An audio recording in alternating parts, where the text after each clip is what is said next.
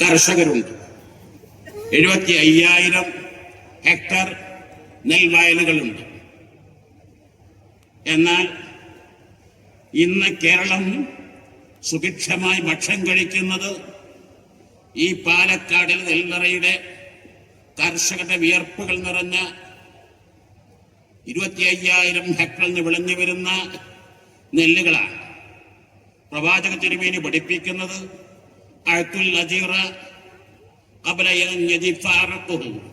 വിയർപ്പ് തുള്ളി വറ്റുന്നതിന് മുമ്പ് കർഷകർക്ക് വേതനം നൽകണം, കൂലിക്കാരന് വേതനം നൽകണം. എങ്കിൽ ഇവിടുത്തെ കർഷകർക്ക് പ്രതിഫലം കിട്ടുന്നത്, അവരുടെ വിളകളുടെ വില കിട്ടുന്നത് പലപ്പോഴും മാസങ്ങൾ കഴിഞ്ഞാണ്. ഗവൺമെന്റിനോട് ഞങ്ങൾക്ക് ആവശ്യപ്പെടാനുള്ള ഒന്നാമതായി നല്ല താങ്ങുവില നിശ്ചയിച്ച് ഏറ്റവും ചുരുങ്ങിയത് ഒരു മാസത്തിനുള്ളിലെങ്കിലും നിങ്ങൾ ആ താങ്ങുവില അവർക്ക് നൽകി അവരെ സന്തോഷിപ്പിക്കണം. പാലക്കാട് ജില്ല ഒരു പ്രത്യേക കാർഷിക പാക്കേജായി പ്രഖ്യാപിക്കണം. ഈ നെൽവയലുകൾ കർഷകർ ചില്ലറക്കാരല്ല. ഇന്ന് കർഷകർ അനുഭവിക്കുന്ന വേദനകളും യാതനകളും കാരണം എത്ര കർഷകരാണ് ആത്മഹത്യ ചെയ്തുകൊണ്ടിരിക്കുന്നത്. മിനിസ്ട്രി ഓഫ് ഹോം അഫയേഴ്സിന്റെ കണക്കനുസരിച്ച് 2023 പ്രസിദ്ധീകരിച്ച കണക്ക് ദേശീയ തലത്തിൽ 10,786 ആളുകളാണ് നമ്മുടെ ഇന്ത്യയിൽ ഒരു വർഷം കർഷകർ ആത്മഹത്യ ചെയ്തത് എന്ന് സർക്കാർ മറക്കരുത്. എന്നാൽ കേരളത്തിൽ 2022 260 കർഷകർ അവരുടെ വിയർപ്പ് തുള്ളികൾ കട്ടപ്പെട്ട് അവർ ചേറിലും ചളിയിലും മുങ്ങിക്കുളിച്ച് എനിക്കും നിങ്ങൾക്കും സ്വാദിഷ്ടമായ വിഭവം നൽകുമ്പോൾ അവരെ മറന്ന് ജീവിക്കാൻ ഇവിടെ ഒരു ശക്തിക്കും സാധ്യമല്ല. ഇന്ന് ഓർക്കേണ്ട വ്യക്തിത്വമാണ് പശ്ചിമഘട്ടത്തിന്റെ കാവലാൾ എന്ന പേരിൽ അറിയപ്പെട്ടിരുന്ന ഡോക്ടർ മാധവ് ഗഡ്ഗിൽ. അദ്ദേഹം ഇന്നലെയാണ് മരണപ്പെട്ടത്. അദ്ദേഹം 2012 പശ്ചിമഘട്ടത്തിന്റെ റിപ്പോർട്ട് നൽകിയപ്പോൾ ആരും അത് ഉൾക്കൊണ്ടില്ല. പ്രത്യേകിച്ച് കേരളം അത് പരിഹസിച്ചു. ഇവിടെ നടക്കുന്ന ചൂരൽമലയെക്കുറിച്ചും മുണ്ടക്കടിയെക്കുറിച്ചും കവളപ്പാറയെക്കുറിച്ചും കേരളം നേരിടാനിരിക്കുന്ന പ്രകൃതി ദുരന്തങ്ങളെക്കുറിച്ച് 2012 അദ്ദേഹം താക്കീത് നൽകിയപ്പോൾ അത് ഉൾക്കൊള്ളാൻ ആരും തയ്യാറായില്ല. പരിസ്ഥിതി സംരക്ഷണത്തിൽ ഏറ്റവും പ്രധാന ഘടകമാണ് നെൽവയൽ. ആ ഘടകത്തിന് ഐക്യരാഷ്ട്രസഭ പ്രകൃതി സംരക്ഷകർക്ക്, പരിസ്ഥിതി സംരക്ഷകർക്ക് നൽകുന്ന ഏറ്റവും വലിയ പരമോന്നത അവാർഡ് 2 വർഷം മുമ്പ് ചാമ്പ്യൻസ് ഓഫ് ദ എർത്ത് നിങ്ങൾ വായിച്ചിരിക്കും. ആയതുകൊണ്ട് ഇവിടുത്തെ പരിസ്ഥിതി പ്രശ്നങ്ങൾ സംഭവിക്കാതിരിക്കാൻ, ഇവിടുത്തെ ജലസ്രോതസ്സുകൾ എന്നും നിറഞ്ഞിരിക്കാൻ ആ നെൽവയലുകൾ സംരക്ഷിക്കണം. കർഷകർക്ക് ആനുകൂല്യങ്ങൾ നൽകണം. പ്രത്യേക കാർഷിക പാക്കേജ് അനുവദിക്കണം.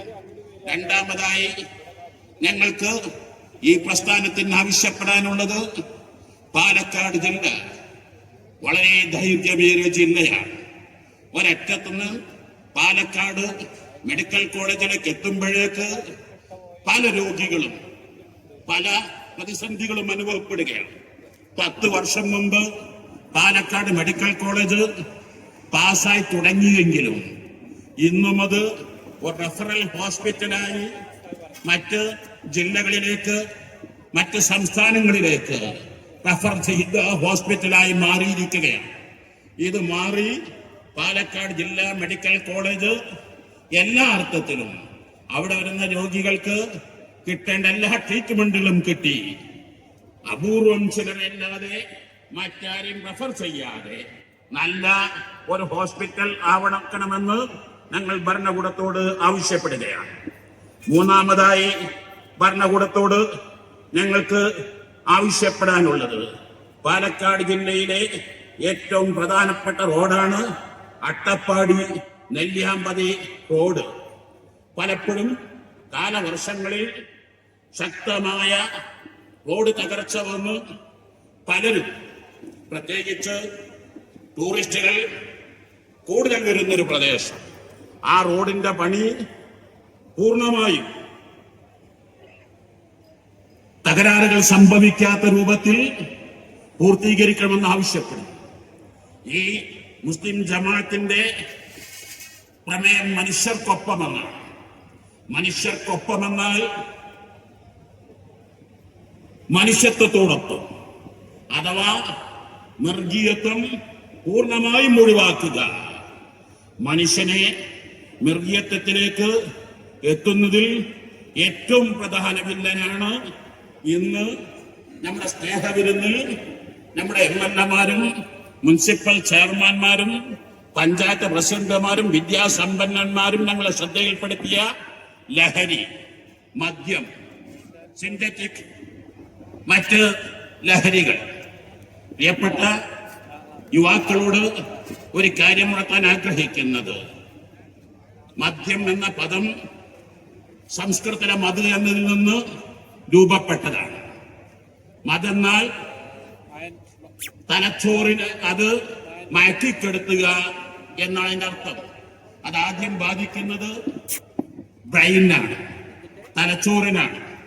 മനുഷ്യ ശരീരത്തിലെ പഞ്ചേന്ദ്രിയങ്ങളും, കേൾവിയും കാഴ്ചയും രുചിയും വാസനയും സ്പർശവും എല്ലാം ബ്രെയിനുമായി കണക്റ്റഡാണ്. ഈ കാണുന്ന ട്യൂബും ഇവിടുത്തെ ബൾബുകളും മെർക്കുറിയും ലൗഡ് സ്പീക്കറും എല്ലാ ഇലക്ട്രിക് ഉപകരണങ്ങളും പവർ സ്റ്റേഷനുമായി കണക്റ്റഡാണ്. പവർ സ്റ്റേഷന് അല്ലെങ്കിൽ ട്രാൻസ്ഫോമറുമായുള്ള കണക്ഷൻ വല്ലതും സംഭവിച്ചാൽ ആ പവർ സ്റ്റേഷനിൽ അല്ലെങ്കിൽ ജനറേറ്ററിൽ ഡീസൽ കുറഞ്ഞാൽ ഇവിടെ ട്യൂബ് പ്രകാശിക്കില്ല, ബൾബ് കത്തുകയില്ല, ലൗഡ് സ്പീക്കർ ശബ്ദിക്കുകയില്ല. ഏത് ലഹരിയാണെങ്കിലും ശരി, ഏത് മദ്യമാണെങ്കിലും ശരി, പ്രത്യേകിച്ച് സിന്തറ്റിക് ലഹരി വളരെ പെട്ടെന്ന് ബ്രെയിനെ ബാധിക്കും. അത് കണ്ണിന് നന്നായി ബാധിക്കും. കണ്ണിൽ കാണുന്നതെല്ലാം രണ്ടായി തോന്നും. സ്വന്തം ഭാര്യയെപ്പോലും മറ്റൊന്നുകൂടി ഇരിക്കുന്നതായി കാണും. കഴിഞ്ഞ ദിവസം സ്ത്രീകളെ പ്രതിപാദിച്ചപ്പോൾ UN വിമൻസ് സൈറ്റില് പ്രഖ്യാപിച്ചത് 860 മില്യൺ സ്ത്രീകൾ സ്വന്തം ഭർത്താക്കളിൽ നിന്ന് പീഡിക്കപ്പെടുന്നു എന്നത്. ഞാനത് സംശയിച്ചിരുന്നു. 84 കോടി ജനങ്ങളെ ഭർത്താക്കൾ എങ്ങനെ പീഡിപ്പിക്കപ്പെടുമോ? നമ്മുടെ നാട്ടിലത് കാണുന്നില്ലല്ലോ. ഇന്ന് അതിനെക്കുറിച്ച് പഠിച്ചപ്പോൾ മനസ്സിലായത് മഹാഭൂരിഭാഗവും പാശ്ചാത്യൻ രാജ്യങ്ങളിലാണ്. കേരളത്തിൽ അത് തുടങ്ങി വരുന്നതേയുള്ളൂ. പാശ്ചാത്യൻ രാജ്യങ്ങളിൽ ഇത്രയും കുടുംബ കലഹങ്ങള് പ്രധാനമായും തന്റെ കാഴ്ചക്ക് തകരാറ് സംഭവിക്കുന്നത് കൊണ്ട് ഇവിടെയാണ് ഞാൻ എന്റെ പ്രിയപ്പെട്ട കർണകഷ്ണങ്ങളായ യുവാക്കളോട് നിങ്ങൾ ശരിക്കും ബോധവാന്മാരാവണം. മദ്യത്തിലൂടെ ഏത് ലഹരിയാണെങ്കിലും നിങ്ങളുടെ ആരോഗ്യം നശിക്കും. നിങ്ങൾ സംസ്കാര ശൂന്യരായി മാറും. നിങ്ങളുടെ കുടുംബജീവിതം നരക തുല്യമാവും. വാഹനാപകടത്തിന് കാരണക്കാരാകും. സമൂഹത്തിൽ കലഹത്തിന് കാരണമാകും. പ്രിയപ്പെട്ട യുവാക്കളോട് നിങ്ങൾ ഇഞ്ചിഞ്ചായി മരിക്കരുത്, പണം നശിപ്പിക്കരുത്, ആരോഗ്യം കളഞ്ഞ് കുളിക്കരുത്, നിങ്ങളുടെ കുടുംബത്തെ കണ്ണുനീർ കുടിപ്പിക്കരുത്. നിങ്ങൾ പ്രതിജ്ഞ ചെയ്യുക. നിങ്ങളും നിങ്ങളുടെ കൂട്ടുകാരും പ്രിയപ്പെട്ടവരും വേണ്ടപ്പെട്ടവരും ഒരിക്കലും ജീവിതത്തിൽ ഒരിക്കൽ പോലും ലഹരി ഉപയോഗിക്കുന്ന ഒരിടത്തിലേക്ക്, അതിന് ഏതുവാകുന്ന ഒരു സ്ഥലത്തേക്കും എത്തിപ്പെടുകയില്ല. ആ കൂട്ടുകെട്ട് എനിക്കില്ല. എക്സ്റ്റൻഷൻ ടൂറുകൾ വേണം. നമുക്ക് അത് ലഹരി വ്യാപകമായ സ്ഥലത്തേക്കാകരുത്. നമ്മുടെ ലഹരി കുടുംബമാവണം. ഭാര്യക്ക് ഭർത്താവ് ലഹരിയാവട്ടെ, ഭർത്താവിന് ഭാര്യ ലഹരിയാവട്ടെ, ഭർത്താവിനും ഭാര്യക്കും മക്കൾ ലഹരിയാവട്ടെ. അതിനാണ് ഖുർആൻ കുടുംബജീവിതം മിൻ ആയാത്തിൻ ഖലഖലകും മിൻ അൻഫുസികും അസ്വാജൻ ലിതസ്കുനൂ ഇലൈഹാ. ആശ്വാസം അതാണല്ലോ ലഹരിയുടെ താൽക്കാലിക ഗുണം കാണുന്നത്.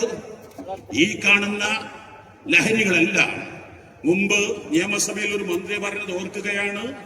ലഹരി ഉപയോഗിച്ചാൽ 2 ഗുണങ്ങൾ കിട്ടും. ഒന്ന്, മുടി നരക്കില്ല. മറ്റൊന്ന്, വീട്ടിൽ കള്ളം കയറില്ല.